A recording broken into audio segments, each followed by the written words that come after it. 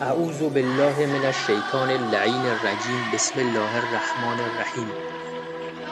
آیا دوست دارید که هیچ فقیر و گرسنه و عریان و مقروض و ستم دیده و اسیر و بیماری در روی کره زمین نباشه و هیچ جنگ و ظلمی در جهان نباشه و هیچ گمراه و گمراه کننده و مستضعف و کافر و ناصبی در دنیا نباشه و ریشه فقر و تبعیض و ظلم و بیماری و فساد و انحراف و گناه از روی کره زمین برچیده بشه و بالاتر از همه اینها کره زمین تبدیل به بهشت بشه؟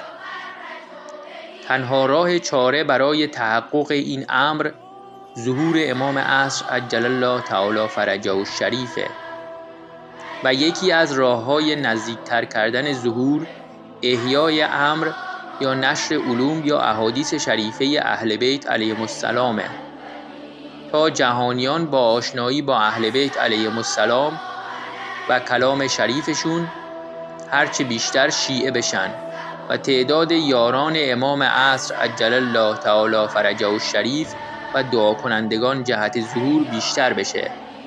حال چه کسی در این عصر بهتر و بیشتر و کاملتر از همه امر اهل بیت علیهم السلام رو احیا میکنه جز علامه الله یاری؟